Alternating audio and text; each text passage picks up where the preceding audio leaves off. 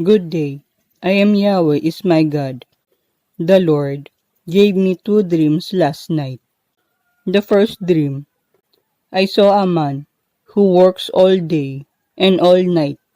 And then I saw him going out with his friend or girlfriend. It was just scenes in an ordinary man's life, nothing extraordinary. Then the second dream is quite long. I found myself eating a chocolate bar while squatting. Then my mom called me and I dropped my chocolate in the floor. Then suddenly, my dog came and ate my chocolate. We panicked and took the chocolate away. Even in the dream, I knew that chocolate was lethal for dogs. So I was very nervous since I knew that he was gonna die. Our dog is only a year old, but he was already pretty big. He would chew on pretty much anything and would eat anything. So I was pretty sad in the dream because I knew that he was gonna die. But then the scene switched in a school. I saw myself attending school, going to classes, meeting with friends. One of our subjects is about military training, like something we had undergone during high school. In our country, it is mandatory to have basic military training during high school. Then, the scene switched. I saw my dog throwing up. The dream said that he threw up the chocolate. So, that means that he was safe and he was not gonna die. But in real life, if that did happen, he would be very, very sick. Then, the scene switched again. I found myself in a car with a friend. Apparently, we're going home, and my surrounding looks like it was about to turn dark. Probably looks like around 6 to 6:30 p.m. So, around those time. Then, we saw a boy standing on the roadside, and he was wearing a pajama. In the dream, we knew the boy, and we stopped by in order to ask him why he was already wearing a pajama since it is still quite early. He said that he was about to go to sleep and that he needed to sleep for 12 hours for him to grow.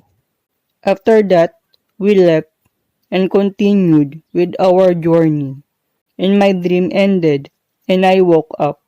So I will explain the meaning of the two dreams. These dreams are about the 144,000 saints of God. The first dream is just an ordinary day in the life of the 144,000. In the second dream, my dog who ate my chocolate represents the obedient saints of God, the 144,000 who follow Jesus' ways and carry their crosses every day. They suffered persecution, trials, and tribulations for Christ's sake until the end. The chocolate represents poison and danger. It means that the kingdom of darkness will try to kill the 144,000, but they will not succeed because God will protect His elects from dangers. The military subjects meant that the 144,000 will undergo training soon so that we will be able to fight head to head with the kingdom of darkness. The boy wearing a pajama represents the innocent saints of God. The 144,000 are called blameless in the eyes of God, just like Jesus. It means that the elects of God never lie and is obedient to God's will. The 12 hours represents the 12 tribes of Israel, but it might also mean that the 144,000 will be trained for a while in heaven. so that we will be able to fully master the powers that God will give to us. The other prophets did say that the 144,000 will be trained in heaven for a while. So 12 hours, though I don't know how long we will be trained in heaven before God sent us back to the earth. God is telling His elects to get ready because the 144,000 will be going to heaven soon. Revelation chapter 7, 4-8. And I heard the number of them which are sealed, and there were sealed 144,000 of all tribes of the children of Israel. Of the tribe of Judah were sealed 12,000. Of the tribe of Reuben were sealed 12,000. Of the tribe of Gad were sealed 12,000. Of the tribe of Asher were sealed 12,000. Of the tribe of Nephtali were sealed 12,000. Of the tribe of Manasseh were sealed 12,000. Of the tribe of Simeon were sealed 12,000. Of the tribe of Levi were sealed 12,000. Of the tribe of Issachar were sealed 12,000. Of the tribe of Zabulon were sealed 12,000. Of the tribe of Joseph were sealed 12,000. Of the tribe of Benjamin were sealed 12,000. God will mark His chosen elects with His seal. The 144,000 will be going to heaven soon, in the hour that no one is expecting. Jesus will take His chosen elects in the day that we never expected. That means that we could be raptured any day and any time. No one knows the day of the rapture of the 144,000. Only God knows. Now, some 144,000 members say that it might happen in the 3 days of darkness. But the Lord showed me that it could happen in an ordinary day. Also, once the 144,000 got raptured, we will come back on the earth like nothing happened. But some fellow 144,000 said that we will be gone for a while to be trained in heaven. But since there is no time in heaven, it is possible for us to be gone and come back without anyone noticing. Revelation chapter 14, verse 1-5. And I looked, and lo, a Lamb stood on the Mount Zion, and with him 144,000, having his Father's name written in their foreheads. And I heard a voice from heaven, as the voice of many waters, and as the voice of a great thunder.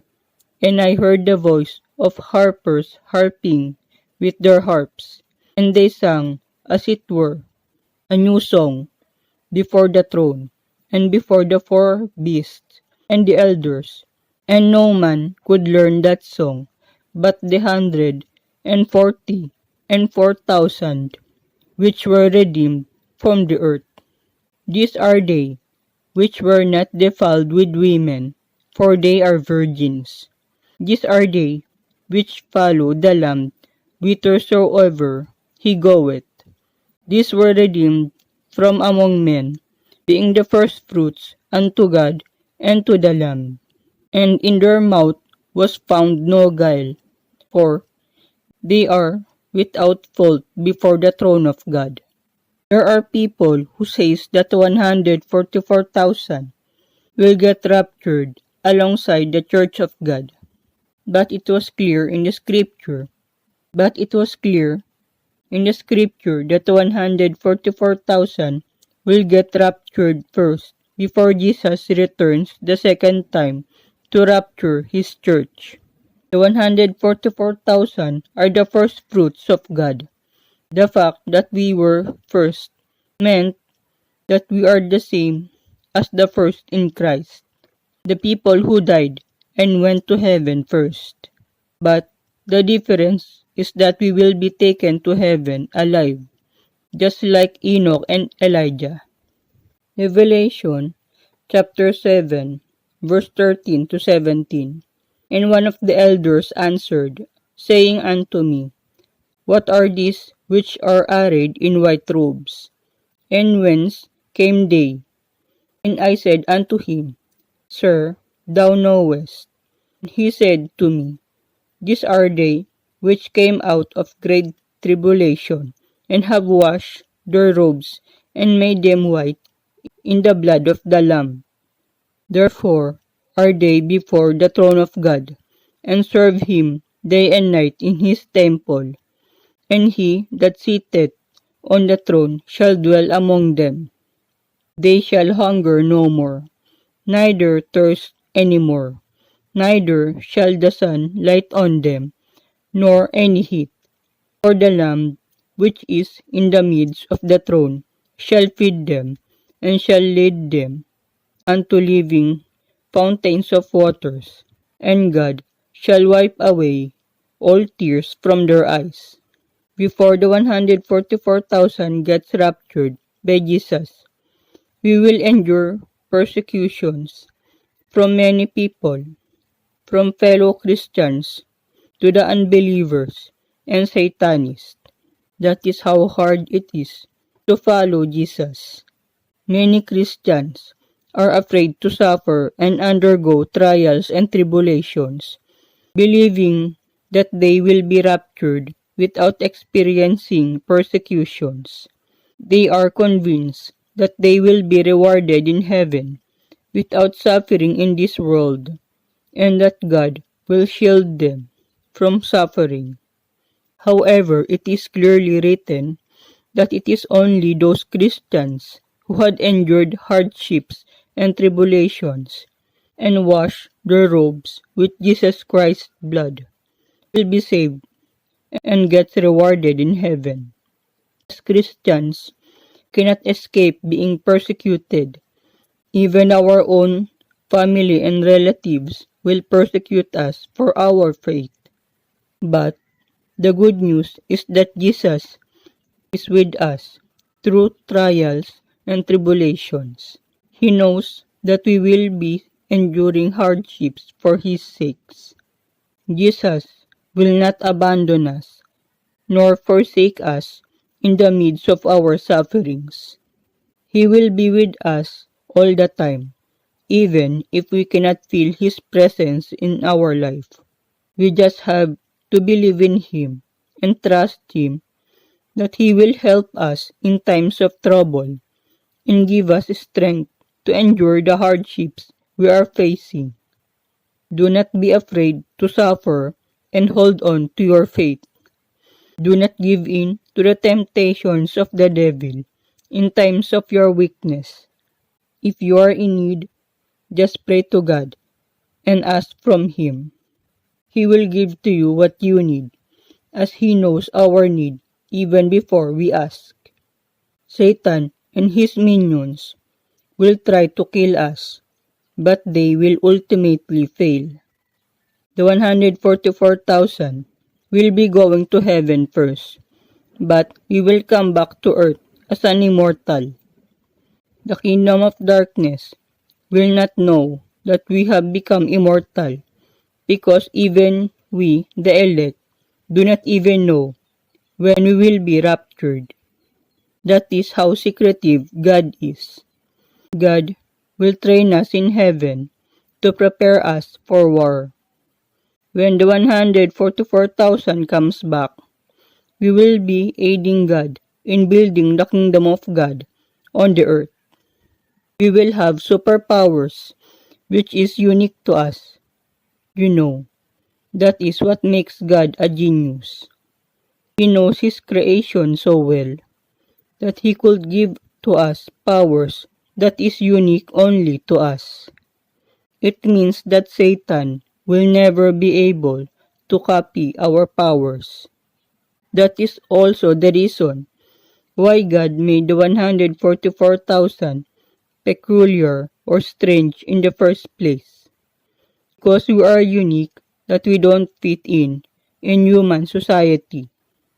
That is the reason why the world hates us. Because we are made for heaven, not for this world. Although the 144,000 will be going to heaven first, we will not be in there to celebrate nor live in luxury.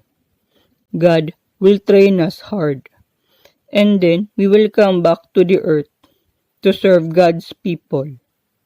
When Jesus returns, the second time to rapture his church, that will be the only time that we will get to celebrate for the marriage supper of the Lamb. When the church of God got raptured, the 144,000 will be coming along with them to heaven. We will not stay on the earth. So for those people who envy the 144,000, thinking that our role is much better than theirs, you're wrong. The role of the 144,000 is much harder because we are given more work. So, you should not be envying us. God told me before that He created all the people in this world as His masterpiece. Each of us is unique and all of us are equal in the eyes of God. So we should not be jealous or envious of other people. Envy is a sin, so you should get rid of it in your life. It will not help you to get to heaven because in heaven, envy does not exist. God will give each and every one of us a role befitting us in heaven. Being a 144,000 is nothing but a role. So there is no room for envy or jealousy in heaven. If you want superpowers just like the 144,000, I'm sure God will give it to you. This is for the Church of Christ and the 144,000. The rapture is coming soon. So let's make ourselves spotless before the throne of God. Jesus will come when we least expected. So let's prepare for His return. Repent and turn away from your sins and get right with God while there is still time. That is all. Thank you and may God bless you.